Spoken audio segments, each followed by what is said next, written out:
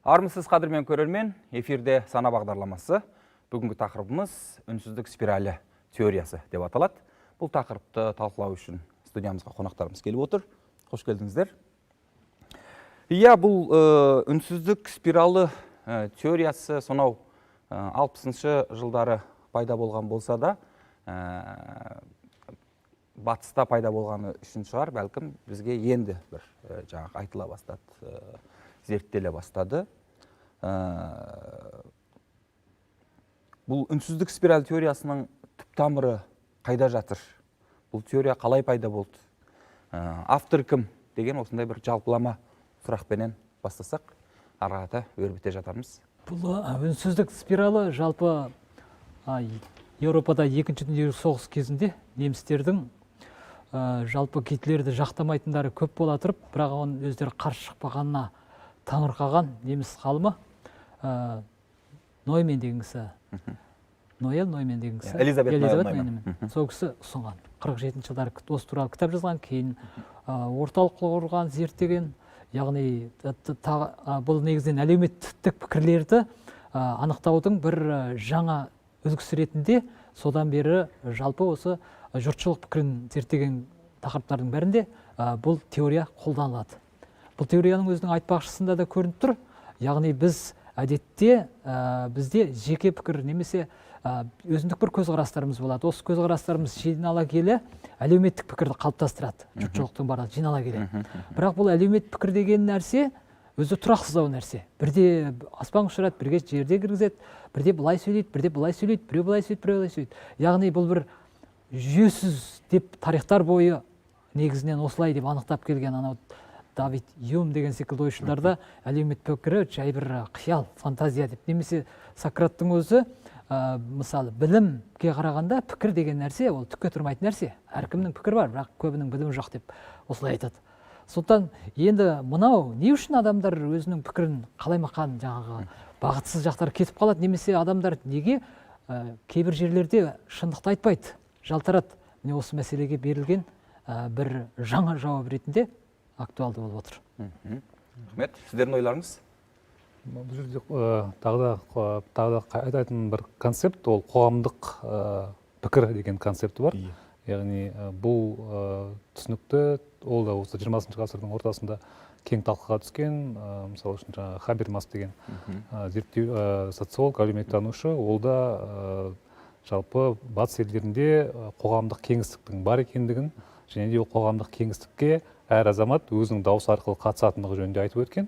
Бұдан кейін әртүрлі дискуссия жүріп өтеді. Жалпы ол қоғамдық кеңістік дегеніміз не, әр адамның жаңағы оған қатысуын біз қалайша бағалаймыз деп. Сосын кейінірек жаңағы Пьер Бурдье, француздық әлеуметтанушы, ол әр адамның жалпы қоғамдық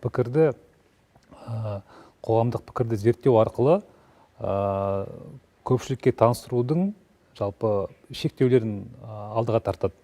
Бурдье айтады, ол әр адамның жаңа қоғамдық өзіндік пікір қалыптастыруға деген мүмкіндігі жете бермейді. Сондықтан зерттеу жасаған кезде, ол көпшілікке таныстырған кезде, оны сіз зерттеушінің бір кейде манипулятивтік құралына айналып кететінін ескеруіміз керек деп айтады. Және де жаңағы Элизабет Нойманның үнсіздік спиралі теориясы осы жерде өте маңызды рөл атқарады. Яғни сауалнама арқылы біз көпшіліктің пікірі, мысалы үшін мына жақта деп бір көрсеткішті алға тартсақ, онда сол мәселеге қатысты ешқандай пікір жоқ адам сол нәтижені көреді да, мен де осы көпшілік жағындамын деп соған қаратай ығып кетеді. Яғни осы феноменді анықтап, әртүрлі негізінен сайлауға қатысты зерттеулерде көп байқаған бұл ерекшелікті. Яғни егер екі кандидаттың біреуінің дауысы басымырақ деген нәтиже шығатын болса, кейінгі сауалнамаларда ол кандидаттың дауысы өсе беретін байқаған. Яғни бұны кейін зерттей келе сол арасында жаңағы бұған дейін еш жақты таңдамай бітіп 50-50 деген позицияны ұстанып келген адам сауалнамадан кейін пікірін өзгертетіндігі жөнінде соны зерттеп, кейін теория жүзінде қалыптастырып, енді оның да сыни жақтары бар, негізі бар. Иә, оған да қазір келеміз. Мынау өте қызық. Элизабет Нойман бұны негізінде жаңа Хайдар мырза, сіз 48-ші жылдар деп айтып өттіңіз, бәлкім сол кездерде бір жоба ретінде ойланған шығар, бірақ бұл теорияның пайда болуы 1965 жылғы батыс Германия, ол кезде жаңағы федеративті батыс Германия республикасы еді ғой.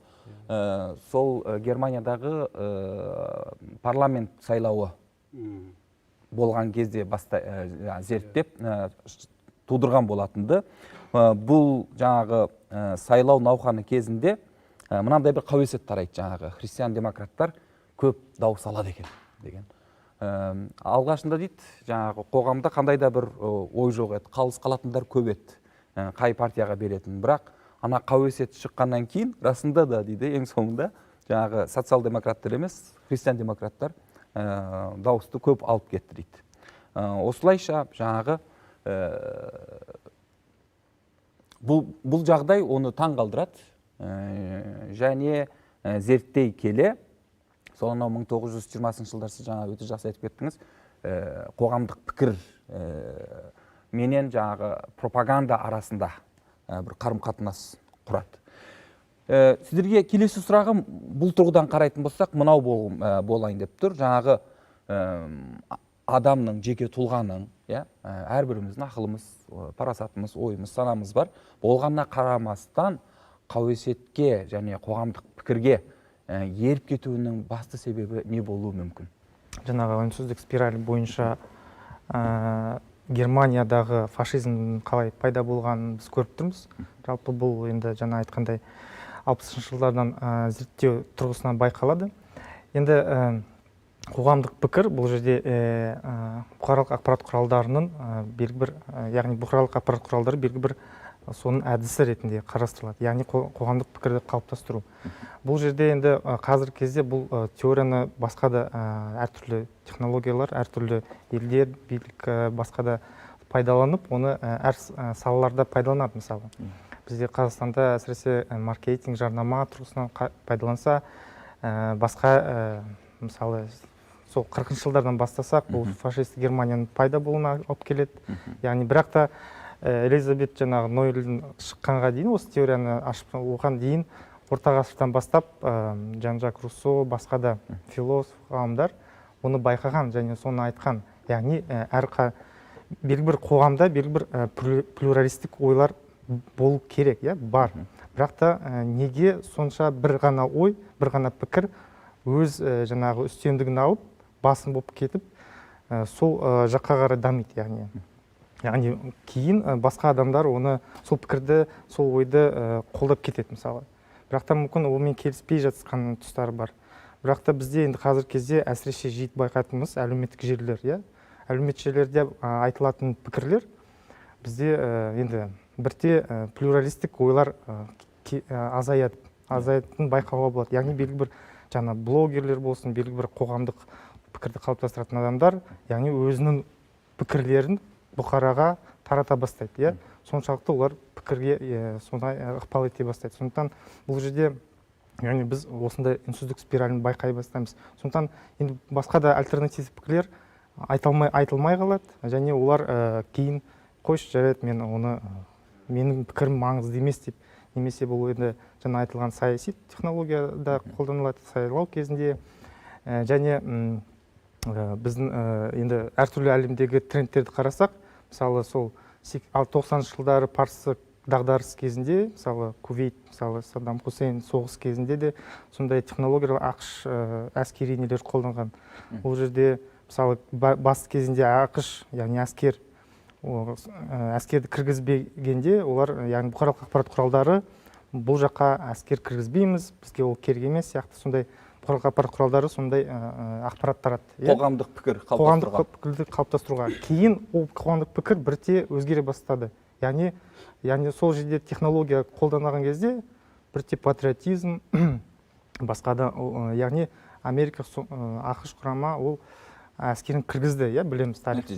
Сондықтан ол жерде бір мезетте, яғни қоғамдық пікірді қалай айналдыруға болады, бұл белгілі бір сондай әдіске айналды, және қазірден кейін оны жаппай қолданып жатыр. Мысалы, ол алысқа кетудің қажеті жоқ. Мысалы, көрші Ресейдің де, мысалы, біз кейде айтамыз пропаганда дейміз, сондай, яғни бұндай ақпараттық ықпалы. Ақпараттық ықпалы, сондықтан біз сіздің сұрағыңызға қарай, жалпы енді философияда біз адамды жалпы болмыс деп аламыз ғой, иә, болмыс деп аламыз.